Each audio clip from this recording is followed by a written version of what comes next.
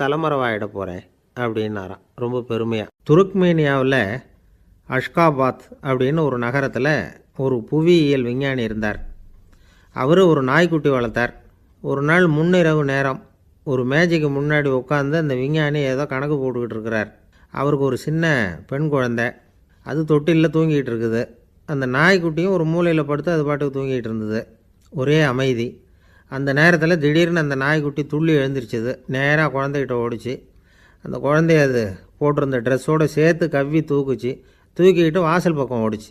நாய்க்குட்டி குழந்தைய கவ்வி தூக்க முடியுமாங்கிற சந்தேகம் உங்களுக்கு இல்லையா?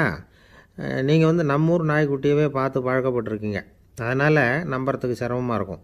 அந்த ஊர்லெலாம் அது ரொம்ப ஸ்ட்ராங்காக இருக்கும், ஒரு ஏதோ கண்ணுக்குட்டி மாதிரி இருக்கும். விஞ்ஞானி அதை பார்த்துட்டார். உடனே அந்த நாய்க்கு வெறி பிடிச்சிட்டுதுன்னு முடிவு பண்ணிவிட்டு தன்னோட கை துப்பாக்கியை எடுத்துக்கிட்டு ஓடி வந்தார். அவர் வெளியில் நாய்க்குட்டி எங்கே அப்படின்னு பார்த்து தேடுறார். அந்த நேரத்தில் அந்த வீடு இடிஞ்சு விழுது. காரணம் பூமி அதிர்ச்சி. இப்படி பூமி அதிர்ச்சி உண்டாக போகுதுங்கிறது அந்த நாய்க்குட்டிக்கு முன்னாடியே தெரிஞ்சு போச்சு. அதுதான் குழந்தைய தூக்கிட்டு வெளியில் ஓடி வந்திருக்குது.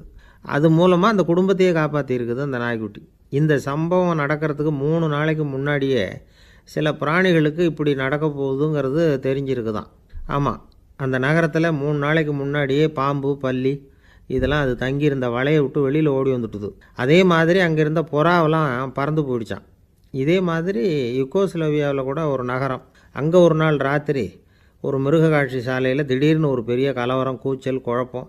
அங்கே இருந்த கழுதை, புலி, யானை, பறவை எல்லாம் கண்ணாபின்னான்னு கத்த ஆரம்பிச்சுட்டுது. நீர் யானை அதுக்குன்னு போடப்பட்டிருந்த தடுப்பையே தாண்டி குதித்து வெளியில் வந்துட்டு தான். மறுநாள் தான் எல்லாருக்கும் விஷயம் புரிஞ்சுது. அடுத்த நாள் காலையில் அங்கே பூமி அதிர்ச்சி உண்டாயிட்டுது. இப்போ பாருங்கள், அதாவது மனுஷனை போய் தீர்க்க தரிசி அது இதுன்னு சொல்லிகிட்டு இருக்கிறோம். இவனை விட அது பரவாயில்லைன்னு தோணுது. அதாவது மிருகங்கள் ஒன்று நடக்க போகுதுங்கிறத முன்னாடியே புரிஞ்சுக்குதே. சரி, இதெல்லாம் எப்படி அது முன்கூட்டி புரிஞ்சுக்குது? அதுதான் படைப்பு ரகசியம். அதை கண்டுபிடிக்கிறதுக்கு தான் மனுஷன் ஆராய்ச்சி பண்ணிகிட்டு இருக்கிறான். விஞ்ஞானிகளோட ஆராய்ச்சியெல்லாம் ஒரு பக்கம் இருக்கட்டும், வீட்டுக்குள்ளேயே சில ஆராய்ச்சி பண்ணி பாருங்களேன். இப்போ சில யோசனை சொல்லி அதை சோதனை பண்ணி பாருங்க அப்படின்னு ஒருத்தர் சொன்னாராம். அதாவது இப்போ மழை வருமா வராதா அப்படின்னு தெரிஞ்சுக்கணுமா, உடனே ஒரு பூனைக்குட்டி பின்னாடியே மெதுவாக போய் அது என்ன செய்யுதுன்னு கவனித்து பார்க்கணும். பூனைக்குட்டி தன்னோட பாதத்தினால சுகத்தில் அப்படி கீறிக்கிட்டு இருக்கும். அப்படி கீறினா கண்டிப்பாக மழை வரும். சில சமயம் பூனைக்குட்டி அப்படியே மல்லாந்து படுத்துக்கிட்டு பாதத்தை உயர தூக்கும், அப்படியும் இப்படியும் புரளும். இப்படி செஞ்சதுன்னா அன்னைக்கும் மழை இருக்காது. அதனால் முன்னாடி இருந்தது மழை வர்றதுக்கு அறிகுறி, இது மழை இல்லைங்கிறதுக்கு அறிகுறி. பறவைகள், பிராணிகள் இதுகளோட நடவடிக்கைகளை பார்த்துட்டு அதையெல்லாம் அடிப்படையாக வச்சு தான் காலநிலையை கண்டுபிடிக்கிற கருவிகளை கண்டுபிடிச்சிருக்கிறாங்க. வாத்து இருக்குல்ல, சில சமயம் தன்னோட அழகை தன்னோட இறகுகளில் அப்படியே புதைச்சிக்கும். அப்படி செஞ்சால் குளிர்காலம் வரப்போகுதுன்னு அர்த்தம். பருவநிலை குளிராக மாறப்போகுதுங்கிறதுக்கு இதுதான் அறிகுறி. சிட்டுக்குருவி இருக்குதுல்ல, அதெல்லாம் புழுதியில் உழுந்து புரளும், சிறகுகளை படபடன்னு அடிச்சுக்கும். அப்படி செஞ்சால் மழை வரப்போகுதுன்னு அர்த்தம். ஒன்று மட்டும் நாம் நல்லா தெரிஞ்சுக்கணும், இயற்கையின் சீற்றம்னு சொல்கிறோம் இல்லையா, இயற்கை ஏன் நம்ம மேலே கோவப்படுது? இயற்கையை நாம் அனுசரித்து போகிறதில்ல, அதனால் கோவப்படுது. காடுகளை அழிக்கப்படாது, விலங்குகளை கொல்லக்கூடாது, இயற்கை ஏற்படுத்தி வச்சுருக்கிற சமநிலையை கெடுக்கக்கூடாது. அதை புரிஞ்சுக்கிட்டு வாழ்ந்தோம்னா பூமியும் நடுங்காது, நாமளும் நடுங்க வேண்டிய அவசியம் இருக்காது. ஒருத்தர் இருந்தார், சாராய கடைக்கு போனாராம், நிறைய சாப்பிட்டார். அப்புறம் சொன்னார், இது ரொம்ப அற்புதமான சரக்கு போல் இருக்குது, உள்ளே போன உடனே இந்த பூமியே நடுங்கிறது மாதிரி இருக்குது எனக்கு அப்படின்னாராம். இதுக்கு கடைக்காரர் சொல்லியிருக்கார், நீங்கள் சாப்பிட்டது வெறும் பச்சை தண்ணி தாங்க, இப்போ ஏற்பட்டிருக்கிறது நிஜம் பூமி அதிர்ச்சி அப்படின்னாராம். ஒரு ஊரில் ஒரு ராஜா இருந்தார். அந்த ராஜாவுக்கு ஒரு மந்திரி. ராஜா ரொம்ப நியாயமானவர், நேர்மையானவர், கண்டிப்பானவர். தப்பு செய்கிறது யாராக இருந்தாலும் தண்டனை கொடுப்பார். வேண்டியவங்களுக்கு ஒரு நியாயம், வேண்டாதவங்களுக்கு ஒரு நியாயங்கிறதெல்லாம் அவர்கிட்ட கிடையாது. ஒரு சமயம் அரசவையில் அந்த அமைச்சரே விதிமுறைகளுக்கு புறம்பாக ஏதோ நடந்துக்கிட்டு இருக்கார். மன்னருக்கு கோபம் வந்துட்டுது. உடனே அந்த அமைச்சரை கிட்டத்தில் கூப்பிட்டு அவர் கன்னத்தில் ஓங்கி ஒரு அறை கொடுத்துட்டாராம். உடனே அந்த அமைச்சர் என்ன பண்ணார் தெரியுமா, நேராக போனார், அங்கே நின்றுக்கிட்டு இருந்த இன்னொருத்தர் கன்னத்தில் ஓங்கி அரைஞ்சார். அறை வாங்கினவர் திகைச்சு போயிட்டார். இவர் ஏன் நம்மளை அரைகிறார் அப்படின்னு யோசனை பண்ணார். மன்னரும் திகைச்சு போயிட்டார். நாம் இவர் அரைஞ்சா அதுக்காக இவர் போய் இன்னொருத்தர் அரையணுமா அப்படின்னு யோசனை பண்ணார். இவருக்கு என்ன பைத்தியமானு கூட நினைக்க ஆரம்பிச்சிட்டார். ஆனால் என்ன ஆச்சுன்னா, அப்புறம் அமைச்சர் அவர் கவனிச்சிக்கிட்டு இருந்தாரா, அவர் இன்னொருத்தர் அரைஞ்சார் இல்லையா, அந்த அறை வாங்கின ஆசாமியை பார்த்து கத்திக்கிட்டு இருந்தார். யார்? அமைச்சர். ஏன்பா என்கிட்ட அறையை வாங்கிட்டு இப்படி விவரம் இல்லாமல் நின்றுட்டு இருக்கிறியே, நான் உனக்கு கொடுத்ததை நீ வேறு யாருக்கிட்டையாவது கொடுத்துரு அப்படின்னார். உடனே அந்த ஆள் பார்த்தான். தனக்கு அடுத்தபடியாக நின்றுக்கிட்டு இருந்தவனை ஓங்கி ஒரு அரை அரைஞ்சான். அவன் கன்னத்தை தடவிட்டே யோசனை பண்ணான். இது ஏதோ புரிஞ்சுக்கிட்ட மாதிரி அடுத்தாப்பில் நின்றுக்கிட்டு இருந்தவனை அரைஞ்சான். இப்படி இந்த அறை மாறி மாறி போய்கிட்டே இருக்குது. ஊர் பூரா பிரயாணம் பண்ண ஆரம்பிச்சுட்டுது. அன்னைக்கு ராத்திரி அந்த ராஜா படுக்கிறதுக்காக போனார். அந்த நேரம் பார்த்து அவர் கன்னத்தில் பலார்னு ஒரு அறை விழுந்தது. நம்மளே அரையிறது யார் அப்படின்னு அதிர்ச்சியோட மன்னர் திரும்பி பார்க்குறாரு. அரைஞ்சது அவரோட மனைவி. என்னாச்சு உனக்குன்னு கத்துனார் ராஜா. உங்களுக்கு தெரியாதா, ஊர் பூரா ஒருத்தர் மாற்றி ஒருத்தர் மூலமாக இந்த அறை பிரயாணம் பண்ணிட்டு வருது அப்படின்னாங்க அந்த அம்மா. அப்படின்னா ஆரம்பித்த இடத்துக்கே வந்துட்டுதா அப்படின்னாராம் மன்னர். என்ன சொல்கிறீங்கன்னு கேட்டிருக்காங்க. இவர் விவரத்தை சொன்னாராம். அப்படின்னா நீங்கள் ஆரம்பித்து வச்ச இந்த விளையாட்டை நான் முடிச்சு வச்சுட்டேன் அப்படின்னாங்களாம் அந்த அம்மா. மறுநாள் காலை மறுபடியும் அரசவை கூடிச்சு. அந்த அமைச்சர் மன்னரை பார்த்து கேட்டார், என்ன மகாராஜா, என்கிட்ட கொடுத்ததை திருப்பி வாங்கிட்டீங்களா அப்படின்னாராம். இப்படி நடக்கும்னு நான் எதிர்பார்க்கவே இல்லைன்னார் மன்னர். ஆனால் நான் எதிர்பார்த்தேன். அது எங்கே போயிட போகுது, ஊர் பூரா சுற்றி கடைசியில் உங்ககிட்ட தான் வந்து சேரும் அப்படிங்கிறது எனக்கு தெரியும் அப்படின்னாராம் அமைச்சர். இந்த கதை வேடிக்கையாக இருந்தால் கூட இதில் உள்ள கருத்து முக்கியமானது. இந்த உலகத்தில் பல கருத்துக்கள் இப்படி தான் மாறி மாறி சுற்றி வந்துக்கிட்டே இருக்குது. நம்மால் ஒருத்தன் தன்னுடைய நண்பன் ஒருத்தனை கடத்தெருவில் பார்த்தான். உடனே ஓடி போய் பலார்னு ஒரு அறை கொடுத்தானான். அவன் கன்னத்தை தடவிட்டு ஏன்டா என்ன அரைஞ்சேன்னு கேட்டிருக்கான். நீ ஏன்டா என்னை முட்டாள்னு என் மனைவிட்ட போய் சொன்னேன் அப்படின்ட்டுருக்கான் அவன். உன்னை ஒரு முட்டாள்னு சொன்னதுக்காகவா நீ என்ன அரைஞ்ச அப்படின்னு கேட்டிருக்கான் இவன். டேய், நான் அதுக்காக அறையலப்பா, அது ஒரு பெரிய ரகசியம். நான் முட்டாளுங்கிறது அந்த ரகசியத்தை நீ ஏன் எங்கள் வீட்டில் போய் சொன்னேன், அதுக்காக தான் அரைஞ்சேன் அப்படின்னு நான் அவன். பக்தின்னு சொல்கிறோம் இல்லையா, அது 3 வகைப்படும் அப்படிங்கிறார் ஒரு பெரியவர். அது என்ன 3 வகைன்னா, தெய்வ பக்தி, அடியார்கள் பக்தி, குரு பக்தி. அடியார் பக்தியை விட தெய்வ பக்தியை விட குரு பக்தி தான் ரொம்பவும் சிறந்ததுங்கிறார் அவர். தெய்வத்துக்கிட்ட செஞ்ச பாவம் குருநாதர்கிட்ட தீர்ந்துருமா, குருநாதர்கிட்ட செஞ்ச பாவம் தெய்வத்துக்கிட்ட போனாலும் தீராதான். இப்படி பெரியவங்கள்லாம் சொல்லி வச்சுருக்கிறாங்க. ஒரு காடு, அங்கே அயோத தௌமியர் அப்படின்னு ஒரு தபோதனர். அவர் பல மாணவர்களை ஒன்றா சேர்த்து ஒரு குருகுலம் நடத்திக்கிட்டு இருக்கிறார். பல தரப்பட்டவங்க பல திறப்பட்டவங்க மாணவர்கள் அதில் சேர்ந்து படிச்சுக்கிட்டு இருக்கிறாங்க. பாஞ்சால ராஜகுமாரன் ஒருத்தனும் அந்த குருகுலத்தில் சேர்ந்து படிச்சுக்கிட்டு இருக்கிறான். அவன் பேர் ஆருணி. பெரிய இடத்து புள்ள, இருந்தாலும் படுப்பில் ரொம்ப கெட்டிக்காரனாக இருந்தான். அவன் தான் அங்கே முதல் மாணவன். ஒரு நாள் குருநாதர் அந்த அரசகுமாரனை கூப்பிட்டார். நம்ம குருகுலத்துக்கு சொந்தமான வயலில் தண்ணீர் பெருகி வெள்ளம் பயிரை அழிக்குதான், அதனால் நீ போய் மடையை அடைச்சிட்டு வந்துரு அப்படின்னார். அந்த அரசகுமாரன் உடனே புறப்பட்டான். குருநாதர் சொல்லிட்டார்ல, உடனே புறப்பட்டான். நான் பெரிய இடத்து பிள்ளையாச்சே, ராஜகுமாரனாச்சே, ரொம்ப செல்வாக்கூட வளர்ந்தவனாச்சே, நான் போய் வயலில் இறங்கி வேலை செய்கிறதா அப்படின்னுலாம் அவன் நினைக்கல. குருநாதர் கட்டளையை நிறைவேற்ற வேண்டியது நம்ம கடமை அப்படின்னு நினச்சான். உடனே ஒரு மண்வெட்டியை தூக்கி தோளில் வச்சுக்கிட்டு புறப்பட்டு போயிட்டான். வயலுக்கு போனான். பார்த்தான், தண்ணி கரையை உடச்சிக்கிட்டு வயலுக்குள்ளே ஏகமாக பாஞ்சிக்கிட்டு இருக்குது. இவன் மண்வெட்டியால் களிமண்ணை புல்லோடு சேர்த்து புல் பற்ற மாதிரி வெட்டி வெட்டி போட்டான். இருந்தாலும் மடையை அடைக்க முடியல. தண்ணி அதை மீறி வந்துக்கிட்டே இருக்குது. தண்ணி வேகமாக வயலுக்குள்ளே போய்கிட்டே இருக்குது. போடுற பத்தையெல்லாம் கரைஞ்சி கரைஞ்சி போயிட்டுருக்கு. இருந்தாலும் இவன் தன்னுடைய முயற்சியை கைவிடலை. வெட்டி வெட்டி போட்டுக்கிட்டே இருக்கிறான். காலையில் அங்கே போனவன் சாயந்தரம் வரைக்கும் இப்படி செஞ்சுக்கிட்டு இருக்கிறான். உடம்பும் மனசும் ரொம்பவும் சோர்ந்து போச்சு.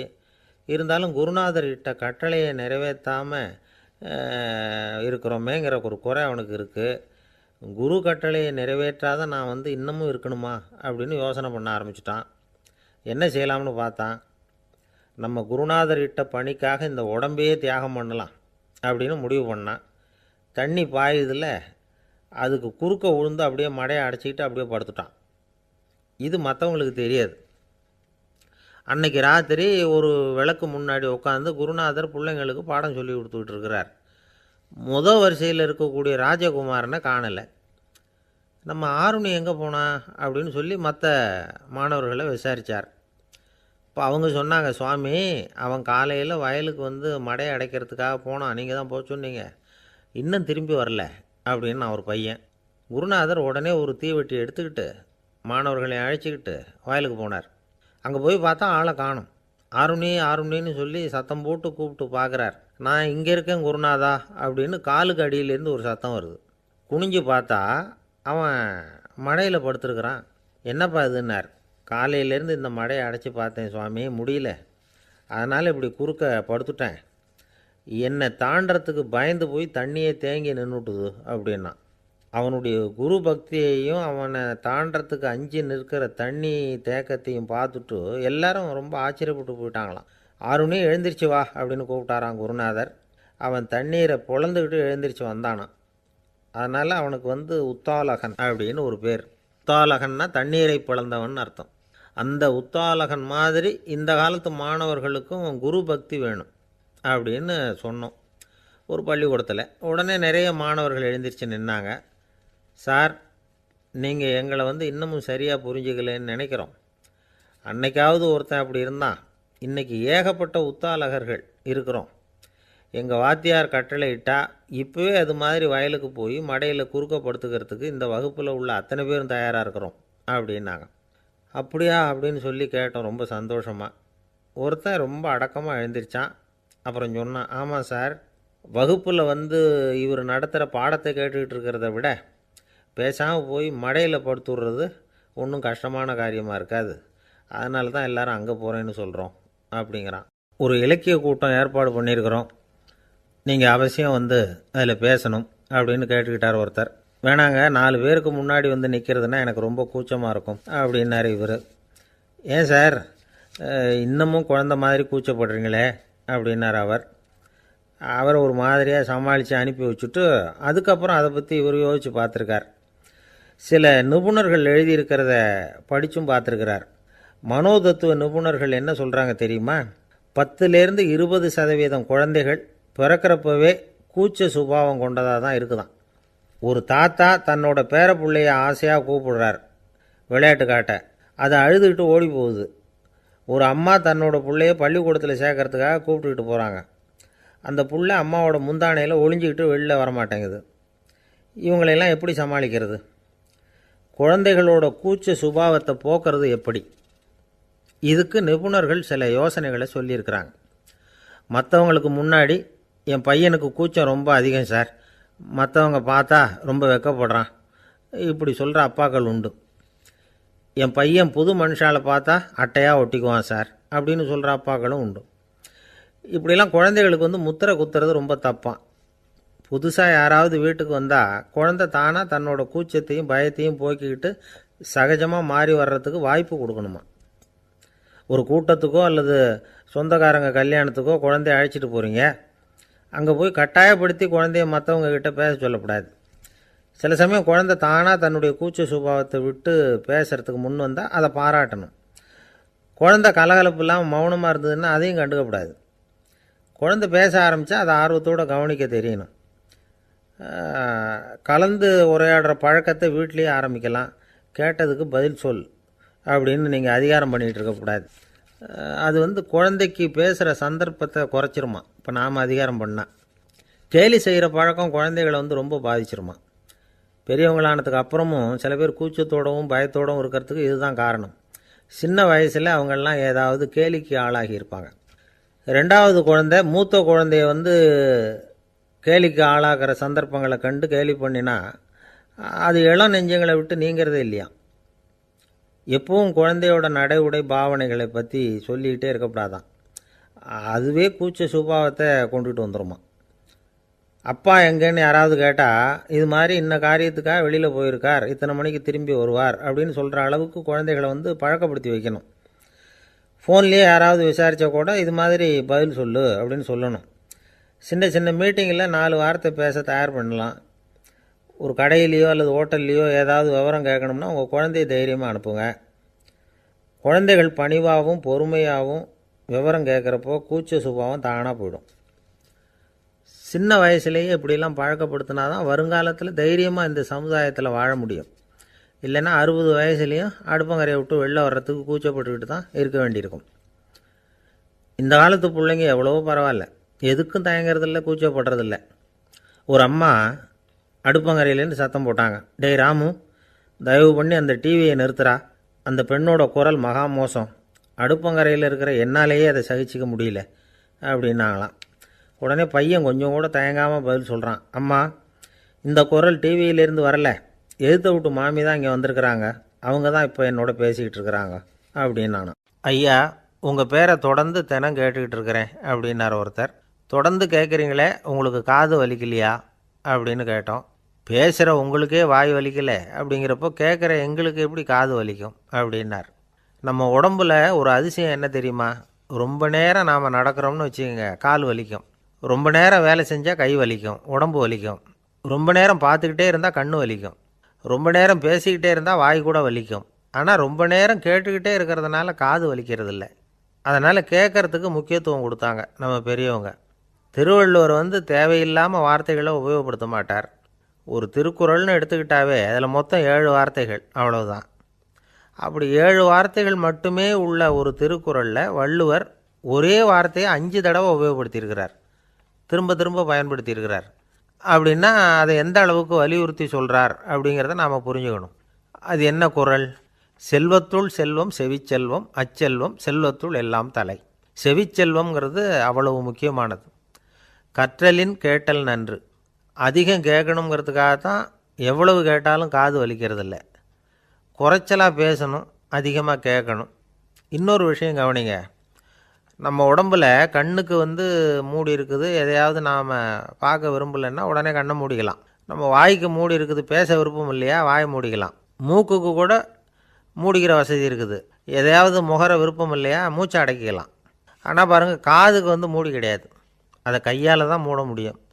யார் என்ன சொன்னாலும் அது நல்லதோ கெட்டதோ காதில் விழுந்துக்கிட்டு தான் இருக்கும். அறிவு தான் நல்ல விஷயங்களை எடுத்துக்கிட்டு கெட்ட விஷயங்களை விட்டுடணும். நல்ல கருத்துக்கள் நம்ம காதில் நிறைய விழுந்துக்கிட்டே இருக்கணும். அதை கேட்டு நாம் நல்லபடியாக வாழணுங்கிறது தான் படைப்பின் விருப்பம். ஆன்மீகவாதிகள் கூட ஒன்று சொல்லுவாங்க, அதாவது ஆன்மீக பாதையில் நீங்கள் முன்னேறணும்னா முதல்ல சிரவணம் செய்யணும்பாங்க. அதாவது பெரியவங்க சொல்கிற நல்ல கருத்துக்களை கேட்கணும் அப்படின்னு அதுக்கு அர்த்தம். அதனால் யார் நல்ல கருத்துக்களை சொன்னாலும் அதை காது கொடுத்து கேளுங்க. இவ்வளவு கருத்துக்களையும் நம்ம நேயர் ஒருத்தர்கிட்ட சொல்லிகிட்டு இருந்தோம். அவரும் சரி சரின்னு தலையாடிக்கிட்டே இருந்தார். அப்புறம் சொன்னார், நீங்கள் சொல்கிறது சரிதான் சார், காதுக்கு மூடி இல்லைங்கிறது ரொம்ப சரி. அதனால தான் உங்கள் தகவல் கூட நாங்கள் விரும்புகிறோமோ இல்லையோ தினம் காதில் விழுந்துக்கிட்டு இருக்குது அப்படின்னார். எங்களுக்கு ரொம்ப பெருமையாக இருந்தது. அப்படியா அப்படின்னோம். ஆனாலும் என்ன மாதிரி சில பேர் நீங்கள் தகவல் சொல்கிற சமயத்தில் காதில் மூடி இல்லையேன்னு சொல்லி கவலைப்படுறதில்ல சார் அப்படின்னார். ஏன்னு கேட்டோம். காதை மூடுறதுக்கு தானே வசதி இல்லை, ரேடியோவை மூடுறதுக்கு வசதி இருக்குதுல்ல, அதனால் டக்குன்னு அதை மூடி வச்சுருவோம் அப்படின்னார். வங்க நாவலாசிரியர் சரத் சந்திரர் ஒரு நண்பர் அவர்கிட்ட வந்தார். வழக்கமாக எல்லா எழுத்தாளர்கள்கிட்டையும் கேட்குற ஒரு கேள்வியை கேட்டார். நீங்கள் எழுத்துத்துறைக்கு வந்தது எப்படி? இதுதான் கேள்வி. அதை தெரிஞ்சு என்ன பிரயோஜனம்னார் சரத் சந்திரர். சும்மா சொல்லுங்களேன், தெரிஞ்சுக்கிறேன் அப்படின்னார் வந்தவர். சரி சொல்கிறேன்னு ஆரம்பித்தார். நான் ரங்கூனில் வேலை பார்த்துக்கிட்டு இருந்தேன். சம்பளம் பத்தில், வேலையும் பார்த்துக்கிட்டு ஒரு பலசரக்கு கடை வைக்கலாம்னு நினச்சேன். என்னால் மளிகை கடை வச்சு சரியாக நடத்த முடியுமாங்கிற சந்தேகம் என் மனைவிக்கு. அதை சோதனை பண்ணி பார்க்கணுங்கிறதுக்காக சில பொருள்களின் அளவு, அதோட விலை, இப்படி சிலதை சொல்லி எல்லாத்தையும் மனக்கணக்காக கூட்டி போட சொன்னாங்க. என்னால் சரியாக கூட்டி சொல்ல முடியல. உங்களால் மளிகை கடை நடத்த முடியாதுன்னு சொல்லிவிட்டாங்க. உடனே என்ன பண்ணுறது, வேறு வழி இல்லை, கதை எழுத ஆரம்பிச்சிட்டேன் அப்படின்னார். கேட்டவருக்கு சிரிப்பு வந்துட்டு தான். சரத் சந்திரர் ஒரு பக்கம் சீரியஸான நாவல்கள், சிறுகதைகள் எழுதியிருந்தாலும் அவருடைய இன்னொரு பக்கம் வேறு விதம். நண்பர்கள்கிட்ட பேசும்பொழுதும் சரி, அவர்களுக்கு கடிதங்கள் எழுதும்போதும் சரி, கேலியும் கிண்டலும் நகைச்சுவை உணர்வும் அதிகமாக இருக்கும். காந்திஜி ஒரு சமயம் கல்கத்தாவுக்கு வந்திருந்தார். தேசபக்தர்கள் பல பேர் அவர்கிட்ட பேசிக்கிட்டு இருந்தாங்க. அப்போது சரத் சந்திரரும் அங்கே இருந்தார்.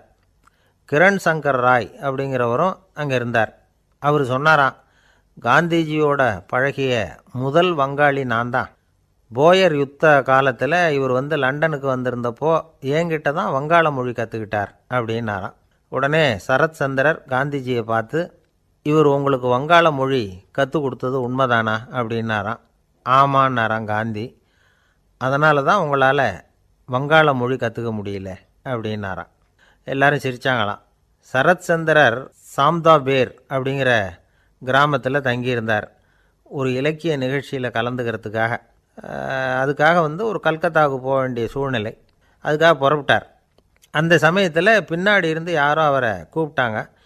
இப்படி கூப்பிட்டவரை பார்த்து இன்னொருத்தர் யாரோ அதட்டி இருக்கிறாங்க. போகிறவரை ஏன் இப்படி கூப்பிடுறீங்க அப்படின்னு. ஏன் கூப்பிட்டா என்னன்னு கேட்டிருக்கார் சரத்சந்திரர்.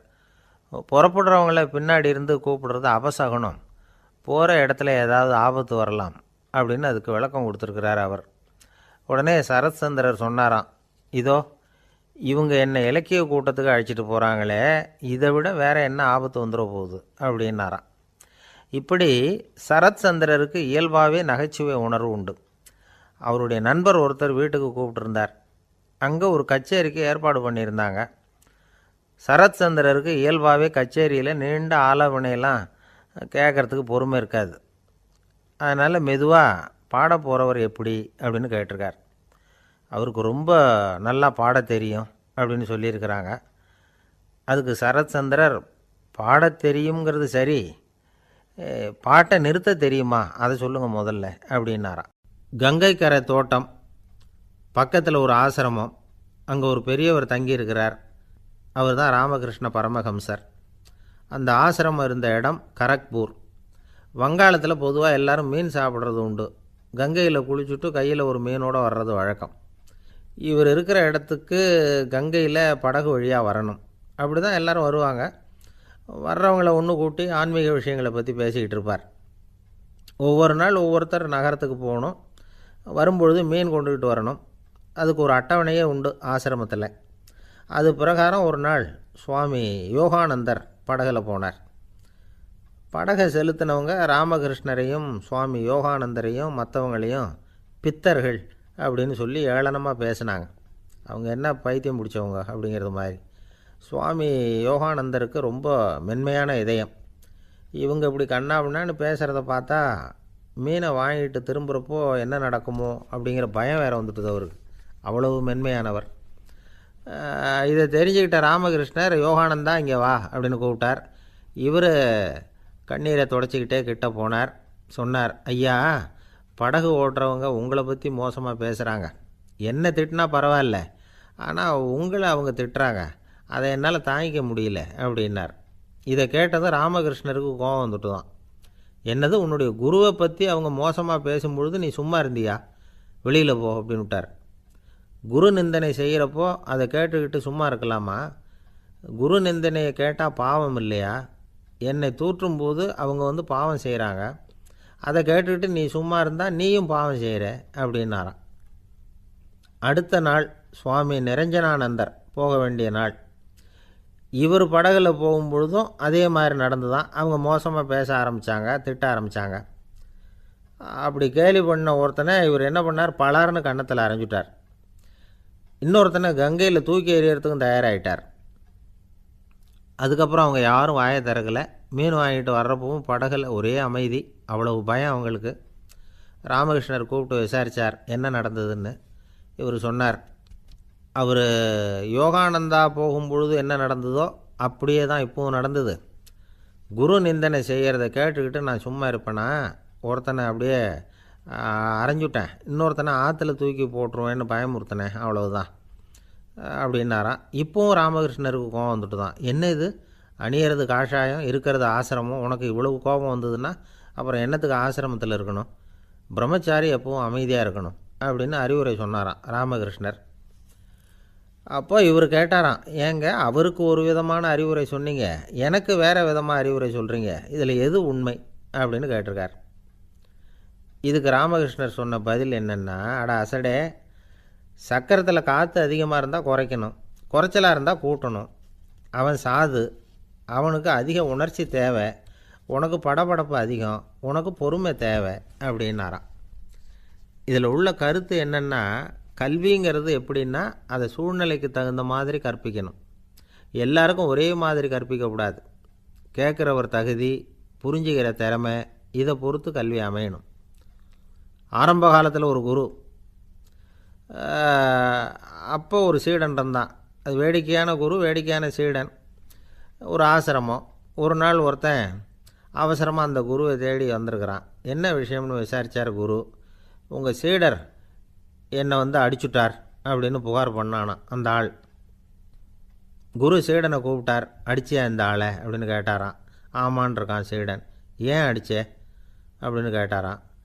இந்த ஆள் உங்களை பற்றி மட்டமாக பேசிவிட்டான், என்னால் அதை தாங்கிக்க முடியல, அதனால தான் அடிச்சுட்டேன்ருக்கான். அப்படி என்ன பேசினா அப்படின்னு கேட்டாரான். உன்னுடைய குருநாதர் இப்போல்லாம் அர்த்தமில்லாமல் பேச ஆரம்பிச்சுட்டார் அப்படின்னு சொல்லிவிட்டான், அதனால தான் அடிச்சுட்டேன் அப்படின்னு நானான். அதுக்காக அடித்தே அப்படின்னாரான். நான் அதுக்காக அடிக்கலை குருவே, இப்போல்லாம் நீங்கள் அர்த்தமில்லாமல் பேசுகிறதாக அவன் சொல்கிறான், அப்படின்னா இதுவரைக்கும் நீங்கள் அர்த்தத்தோடு பேசினதாகத்தானே அர்த்தம், அது தப்பு தானே, அதனால தான் அடித்தேன் அப்படின்னு நானான். ஒரு பெரியவர் உட்கார்ந்துருக்கிறார். அவரை சுற்றி அவருடைய தோழர்கள் உட்காந்துருக்கிறாங்க. ஏதோ ஒரு முக்கியமான செய்தியை அவர் அவங்களுக்கு சொல்லிகிட்டு இருக்கிறார். அவங்களும் ஆர்வமாக கேட்டுக்கிட்டு இருக்கிறாங்க. இந்த சமயத்தில் யாரோ ஒரு ஆள் வேகமாக அங்கே வர்றார். வர்ற வேகத்திலேயே எனக்கு ஏதாவது உதவி செய்யுங்க அப்படின்னு கேட்டுக்கிட்டே வர்றார். கேட்குறது உதவி, ஆனால் குரல் மிரட்டுறது மாதிரி இருக்குது, அதட்டி கேட்குறது மாதிரி இருக்குது. இதை கேட்டதும் அந்த பெரியவர் ஆத்திரப்படலை, ஆனால் அவரை சுற்றி இருந்தவங்க ஆத்திரப்பட்டாங்க. இதை பெரியவர் கவனித்தார். கொஞ்சம் அமைதியாக இருங்கன்னார். வந்தவரை கூப்பிட்டார். அவருக்கு சில பொருள்களை கொடுத்தார். என்னங்க இப்போ உங்களுக்கு மகிழ்ச்சி தானே அப்படின்னார். ஆ அப்படின்னு அலட்சியமாக அவர் சொல்கிறார். நான் உங்களை நல்ல முறையில் நடத்தினேன்னா அப்படின்னு கேட்குறாரு அவர் மறுபடியும். அதெல்லாம் ஒன்றும் இல்லை அப்படின்னு சொல்லி அவர் சொல்லிகிட்டு இருக்கிறாரு. குரலில் கடுமை குறையில. சுற்றி இருந்தவங்களால் இதை பொறுத்துக்க முடியல. கோபத்தோடு அவரை நோக்கி நெருங்க ஆரம்பித்தாங்க. பெரியவர் அவங்களையெல்லாம் தடுத்து நிறுத்தினார். வந்தவரை வாங்க என்னோட அப்படின்னு சொல்லி அழைச்சிட்டு போனார். வீட்டுக்கு போனார். அங்கே போனதும் இன்னும் சில பொருள்களை எடுத்து அவர்கிட்ட கொடுத்தார். இப்போ திருப்தி தானே, நான் உங்ககிட்ட நல்ல முறையில் நடந்துக்கிட்டேனா அப்படின்னார். அவர் முகம் இப்போ தான் கொஞ்சம் மலர்ந்தது. ரொம்ப நன்றி, இறைவன் உங்கள் குடும்பத்துக்கு எல்லா நன்மைகளையும் செய்வான் அப்படின்னு சொன்னார். இதே வார்த்தைகளை என்னுடைய தோழர்கள்கிட்டே சொல்லிட்டீங்கன்னா அவங்க கோபம் தணிஞ்சிரும், வர முடியுமான்னார். கண்டிப்பாக வர்றேன் அப்படின்னாரு. மறுநாள் காலையில் அந்த இடத்துக்கு வந்தார். அதே மாதிரி சொல்லிவிட்டு அவர் போயிட்டார். தோழர்கள்லாம் ரொம்ப வியப்போடு பெரியவரை பார்த்தாங்க. அந்த பெரியவர் தான் நபிகள் நாயகம். அவர் சொன்னார், ஒருத்தன் ரொம்ப ஆசையாக ஒரு ஒட்டகத்தை வளர்த்துக்கிட்டு வந்தான். ஒரு நாள் அந்த ஒட்டகம் கயத்தை அறுத்துக்கிட்டு ஓடி போயிட்டுது. அக்கம் பக்கத்தில் இருக்கிறவங்கெல்லாம் அந்த ஒட்டகத்தை பிடிக்கிறதுக்கு முயற்சி பண்ணாங்க. அதை துரத்திக்கிட்டு ஓடினாங்க. ஒட்டகம் தாறுமாறாக ஓட ஆரம்பிச்சிது. இந்த சமயத்தில் ஒட்டகத்தை வளர்த்தவன் அங்கே ஓடி வந்தான். நீங்கள் அதை ஒன்றும் செய்ய வேணாம், விட்டுருங்க, அதோட சுபாவம் எனக்கு நல்லா தெரியும், அதை சுலபமாக என்னோடய வழிக்கு கொண்டுகிட்டு வந்துட முடியும், நான் பார்த்துக்கிறேன், விட்டுருங்கோ அப்படின்னா. எல்லோரும் விலைக்கு போயிட்டாங்க. இவன் என்ன செஞ்சான் தெரியுமா? கொஞ்சம் புல்லை கையில் எடுத்துக்கிட்டு அந்த ஒட்டகத்தை நெருங்கினான். அவ்வளவுதான். அது ஓடி இவன் காலடியில் உட்காந்துக்கிட்டது. செல்லமாக அதை அப்படியே தடவி கொடுத்தான். முதுகில் ஏறி உட்காந்துக்கிட்டான். அது பாட்டுக்கு சாதுவாக நடந்து போகுது. இந்த கதையை நபிகள் நாயகம் தம்முடைய தோழர்களுக்கு சொல்கிறார். ஒட்டகத்தை மட்டும் இல்லை, சில மனிதர்களையும் கூட சில விதத்தில் அணுகி தான் அவர்களை சீர்திருத்த வேண்டியிருக்குது அப்படிங்கிறத அவங்களுக்கு உணர்த்தினார். இது ஒரு அழகான உளவியல் அணுகுமுறை. சில குடும்ப தலைவர்கள் கூட இந்த ஒட்டகம் மாதிரி நடந்துக்கிறது உண்டு, அப்புறம் அடங்கி போகிறதும் உண்டு. ஒரு குடும்ப தலைவர் காலையில் எழுந்திரிச்சதுலேருந்து சத்தம் போட்டு கத்திக்கிட்டு இருப்பார். பக்கத்தில் இருந்தவங்கெல்லாம் ஓடி போய் சமாதானம் பண்ணி பார்த்தாங்க. அவர் ஓயறது மாதிரி தெரியல. கடைசியில் அவர் மனைவி வந்தாங்க. நீங்கள் எல்லாம் விலைக்கு போயிடுங்க, அவர் சுபாவம் எனக்கு தெரியும், நான் பார்த்துக்கிறேன் அப்படின்னாங்க. சரின்னு எல்லோரும் போயிட்டாங்க. சாயந்தரமாக பார்க்குறாங்க, அவர் சத்தம் இல்லாமல் ஒரு மூலையில் உட்காந்துருக்கிறார். ரொம்ப சாதுவா. ஆச்சரியமாக இருந்தது. என்னம்மா பண்ணீங்கன்னு கேட்டாங்க. அது ஒன்றும் இல்லைங்க, ஒரு வேளை சாப்பாட்டை நிறுத்தினேன், பட்னி போட்டேன், அவ்வளவுதான் அப்படின்னாங்க அந்த அம்மா. ஒரு ராஜா ஊரெல்லாம் சுற்றி பார்த்துட்டு வரலாம்னு ஒரு நாள் புறப்பட்டு போனார். ஒரு இடத்துல தறி நெசவு வேலை ரொம்ப மும்முரமாக நடந்துக்கிட்டு இருந்தது. ஒரு பெரியவர் தறியால் நெசவு வேலை செஞ்சுக்கிட்டு இருந்தார். பக்கத்தில் ஒரு அழகான பொண்ணு உட்காந்து நூலை சுற்றிக்கிட்டு இருக்குது. ராஜா அந்த பெரியவரை பார்த்து யார் இந்த பொண்ணுன்னு விசாரித்தார். ராஜா அப்படி கேட்டதும் அவருக்கு ரொம்ப பெருமையாக போயிட்டுது. ஏன்னா உட்காந்துருந்தது அவரோட மகள். அரசே, இது என்னுடைய மகள், இவ வேகமாக நூல் திரிக்கக்கூடியவள், வைக்கோலை எடுத்து இவ திரிச்சா கூட அது எல்லாம் பவுனிழையாக வெளியில் வரும் அப்படின்னு ஒரு ராசி இவளுக்கு அப்படின்னு ரொம்ப பெருமையாக ராஜா கிட்ட சொன்னார். ராஜா இதை கேட்டதும் அசந்துட்டார். அப்படியா, இவ்வளவு அழகும் சாமர்த்தியமும் உள்ள இந்த பொண்ணு என்னோட வரட்டுமே, இவளை என் மருமகளை ஆக்கிக்கிறேன் அப்படின்னார் ராஜா. அந்த பெரியவருக்கு ஒன்றும் புரியல. ஏதோ கொஞ்சம் பெருமையாக சொல்ல போக அது இப்படி ஆயிட்டுதே அப்படின்னு கவலைப்பட்டார். இருந்தாலும் ராஜா பேச்ச தட்ட முடியுமா, மகளை அனுப்பி வச்சுட்டார். ராஜா அந்த பொண்ணை அரண்மனைக்கு அழைச்சிட்டு வந்தார். அங்கே ஒரு அறையில் வச்சு பூட்டி விட்டார். அந்த ரூமு நிறைய வைக்கோலை கொண்டாந்து போட்டு அடைச்சாங்க. 3 ராட்டைகள் வேற வச்சுருந்தாங்க. நாளைக்கு பொழுது விடியறதுக்குள்ளே நீ இந்த வைக்கோலையெல்லாம் தங்க இழைகளாக மாற்றி காட்டணும். நாளைக்கு காலம்புற வந்து நான் இந்த அறை கதவை திறப்பேன். உன் தகப்பன் சொன்னது மாதிரி எல்லாம் தங்கமாக மாறி இருக்கணும், இல்லைன்னா நீ உயிர் தப்ப முடியாது அப்படின்னு உத்தரவு போட்டார். பாவம் அந்த பொண்ணு என்ன பண்ணும், பகல் பூரா அழுதுகிட்டே உட்காந்துருக்குது. ராத்திரி பூராவும் தூக்கம் வரல. மறுநாள் அதிகாலை நேரத்தில் யாரோ கதவை தட்டுற சத்தம் கேட்டுது. பயந்துக்கிட்டே கதவை திறக்கிறா. திறந்து பார்த்தா வெளியில் 3 அவலட்சணமான பெண்கள். ஒருத்திக்கு வந்து கால் அகலமாக முறை மாதிரி இருக்குது, இன்னொருத்திக்கு கட்டை விரல் கரண்டி மாதிரி பெருசாக இருக்குது, 3ஆவது பொண்ணுக்கு உதடு தடித்து ரப்பர் மாதிரி தொங்கிக்கிட்டு இருக்கு. யார் நீங்கள், உங்களுக்கு என்ன வேணும் அப்படின்னு கேட்குது இந்த பொண்ணு. நாங்கள் உங்களுக்கு உதவி செய்கிறதுக்கு தான் வந்திருக்கிறோம் அப்படின்னு சொல்லி உள்ளே வந்தாங்க, உட்காந்தாங்க. கொஞ்ச நேரத்துக்குள்ளே உள்ளே இருந்த வைக்கோலையெல்லாம் தங்க இழைகளாக மாற்றி கொடுத்துட்டு போயிட்டாங்க. காலையில் ராஜா வந்தார், பார்த்தார். ஆகா,